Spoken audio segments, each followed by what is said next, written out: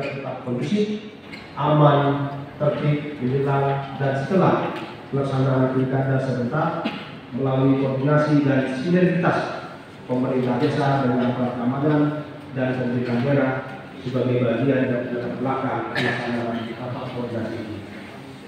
Kedua, maksud dan tujuan pelaksanaan rapat koordinasi penyelenggaraan pemerintahan desa adalah untuk melakukan sinkronisasi, harmonisasi dan penjelasan arah kebijakan perencanaan pembangunan daerah dengan perencanaan pembangunan desa sesuai dengan perencanaan yang dimiliki masing-masing serta sosialisasi program dan kegiatan pembangunan di daerah yang dapat diintervensi serta ditindaklanjuti oleh pemerintahan desa melalui kegiatan aktivitas desa sesuai dengan Bapak Bidi Bagi serta yang kegiatan rapat koordinasi penyelenggaraan pemerintah desa ini dilaksanakan insyaallah selama 2 hari pada tanggal 18 sampai 19 Juli 2024 bertempat di Aula GMB atau Bupati Kota Barat dengan peserta sebanyak 196 orang terdiri dari camat se-Kabupaten Kota Barat sebanyak 6 orang, kepala desa se-Kabupaten Kota Barat sebanyak 81 orang, ketua BPD se-Kabupaten Kota Barat sebanyak 80 orang.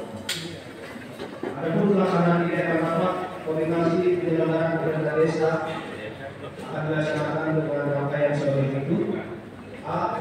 Penyampaian materi dan aparat oleh Forkompimda, diantaranya oleh Ketua DPRD, Kapolres Bandung Barat, dan Tim 14 Al-Fadul dan Kendari di hari pertama pada kegiatan rapat koordinasi. B. Penyampaian materi dan paparan yang akan disampaikan oleh masing-masing asisten sekretariat daerah yang telah mengkoordinir masukan, program, dan kegiatan pada masing-masing OPD untuk asisten masing-masing di hari kedua kegiatan rapat koordinasi. Yang ketiga nanti adalah dilaksanakan dialog, diskusi, dan tanya jawab dengan camat, kepala desa, dan DPD yang akan dilaksanakan secara online. Kemudian arahan dan spesifik oleh pejabat Bupati Kota Barat dan pada akhirnya akan dilaksanakan kesimpulan dan penutup. Sejauh mana DPR menyikapi ini?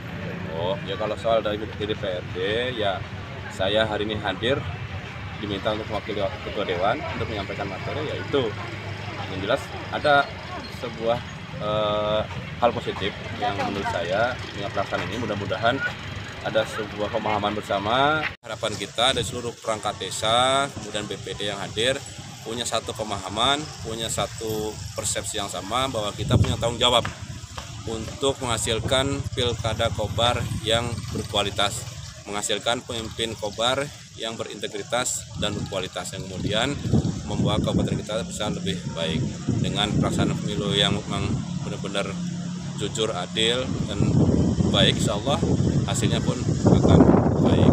Berarti ini juga tidak terlepas menjaga kenetralan aparat desanya. Betul, tentu kita gini dari awal sih, kalau saya berharap pertama perangkat desa itu melakukan upaya sedini mungkin, termasuk misalnya contoh tentang pemilih, karena saat ini masih sedang proses pantarlih, maka dibantu sedemikian rupa jangan sampai ada warga di desa itu yang kemudian tidak masuk pemilih. Nanti setelah tahapan lewat ternyata baru muncul, kan repot ya. Maka dari sekarang sesuai dengan tahapan maksimalkan posisi desa-desa itu, perangkat desa, untuk bagaimana maksimalkan agar tidak kemudian menimbulkan masalah di belakang hari. Gitu. Oke, makasih. Bagaimana Pak Kades, Bogam? Bang, dikit Bang. Kegiatan tadi bagaimana Bang? Rapat koordinasi tadi Bang. Apa yang menjadi pembahasan utamanya? Kebanyakan tentang pilkada kita. Hah? Pilkada kita bisa berjalan dengan baik. Berarti harus netral dong. Ya, netral. Koordinasi intinya apa Bang?